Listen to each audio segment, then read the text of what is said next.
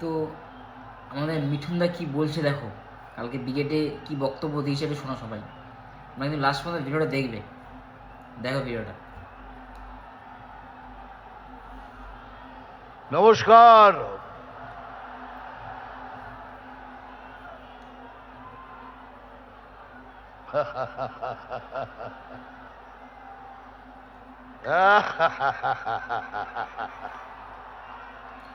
আমার কিন্তু মিঠুনদার ডায়লগ শুনতে খুব ভালো লাগে।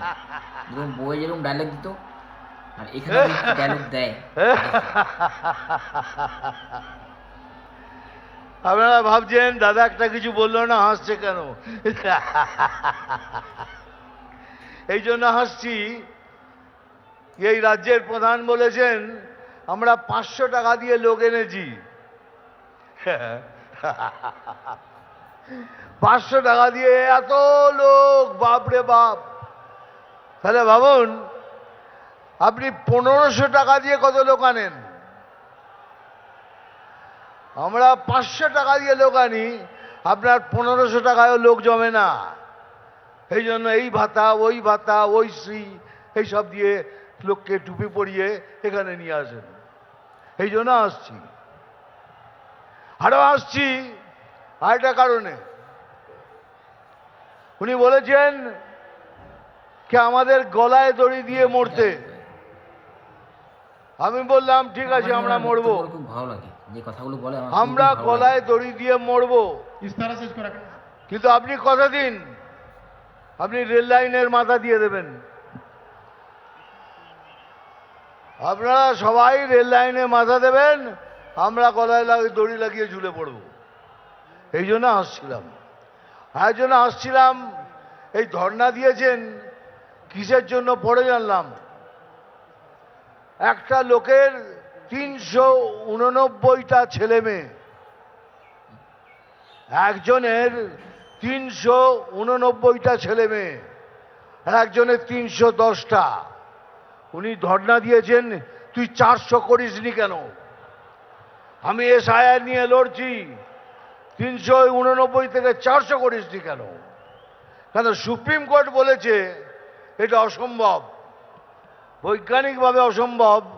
ইনি 389 জনের বাবা। তা আমি সেই বাবার সাথে দেখা করতে চাই, আমি ওনার পায়ে হাত দিতে চাই যে দাদা আপনি কি খান,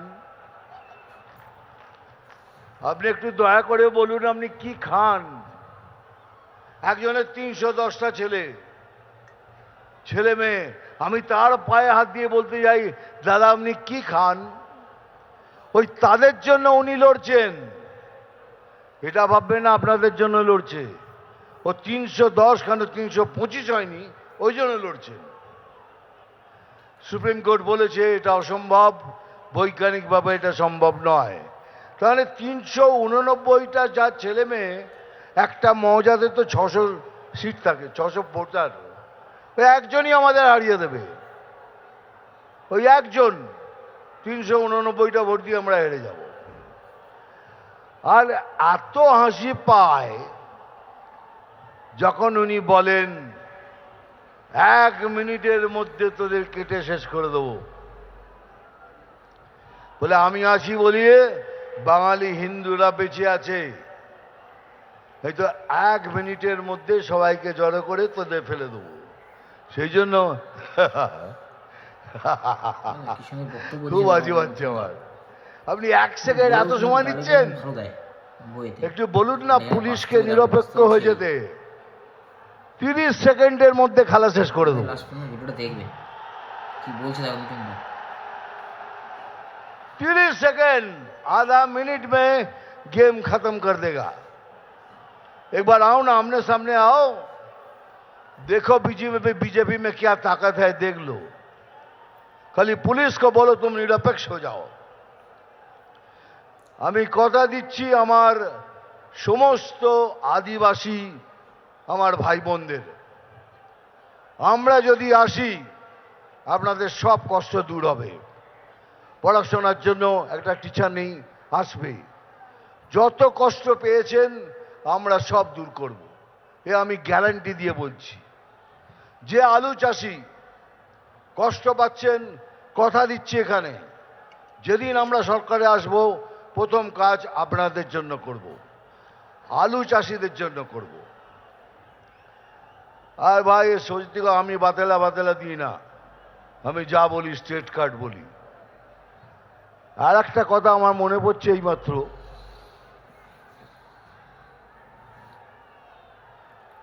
মানে যত ধরনের মিথ্যে কথা উনিই বলেন। আমি বলি কি, উনি 10 জন পলিটিশিয়ানের মধ্যে ভারতবর্ষের উনি একজন। সবাই আমার উপর রেগে যেত, কি করছো দাদা, উনি একটা ফেইল্ড পলিটিশিয়ান, উনি একটা বাজে পলিটিশিয়ান, আপনি ওকে 10 জনের মধ্যে একজন বলছেন। তার কারণ আছে রে, কেন বলছি? বক্তব্য দিচ্ছে, উনি জানেন মিঠুনদাকে একটা সমাজের মেরুদণ্ড ভাঙতে কি লাগে। প্রথম হলো শিক্ষা, দ্বিতীয় হলো কার্য। উনি শিক্ষা ব্যবস্থা এবং কার্য অবস্থা দুটোই শেষ করে দিয়েছেন। একটা সমাজকে ভাঙার জন্য এটাই দরকার। সেই জন্যই আমি বলেছিলাম 10 জনের মধ্যে একজনে উনি। দুনিয়াতে অনেক ধরনের চিফ মিনিস্টার দেখেছি, এই রকম চিফ মিনিস্টার দেখিনি যিনি কথায় কথায় মিথ্যে কথা বলেন। এত মিথ্যে বলেছেন যার মিথ্যে বলার সময় নেই। কারণ আপনাদের সূচনা দিচ্ছি, হাত ভেঙেছে, পা ভেঙেছে, এবার কিন্তু আরো কিছু ভাঙতে পারে, তার জন্য তৈরি থাকবেন। হয়তো চলে গেল আইসিইউতে, আর আইসিইউ থেকে বক্তৃতা দিচ্ছেন, আমার কি হবে? আইসিইউ থেকে বক্তৃতা দেওয়া যায়, উনি এমন ভাবে ব্যবস্থা করবেন তাতে আইসিইউ থেকে বক্তৃতা দেওয়া যায়। যাই হোক, বেশি কথা বলবো না, আমি জানি স্যার এসে গেছেন, স্যারকে সশ্রদ্ধ প্রণাম। আমার এখানে যারা বসে আছেন তাদেরও প্রণাম। ডায়লগ তো বলতেই হবে, বলিনি, আবার বলবো, আমি জল ঢোড়াও নই, বেলে বোড়াও নই, আমি জাত গোখরো। পরেরটা নিজেরা বসিয়ে নেবেন। আরে এটা এটা সিনেমার ডায়লগ, এটা মনোরঞ্জন করার জন্য বলি। মারবো এখানে, তোরাই যখন বলিস তাহলে আমার দরকার কি বলার? নাম তুফান, বছরে 1-8 বার আসি, যখন আসি তখন প্রলয় ঘটে, আর যখন যাই নিজেকে যারা ভগবান মনে করে তারা তাদের অস্তিত্ব খুঁজে বেড়ায়। থ্যাংক ইউ ভেরি মাচ, ভালো থাকবেন, নমস্কার, জয় হিন্দ, বন্দে মাতরম।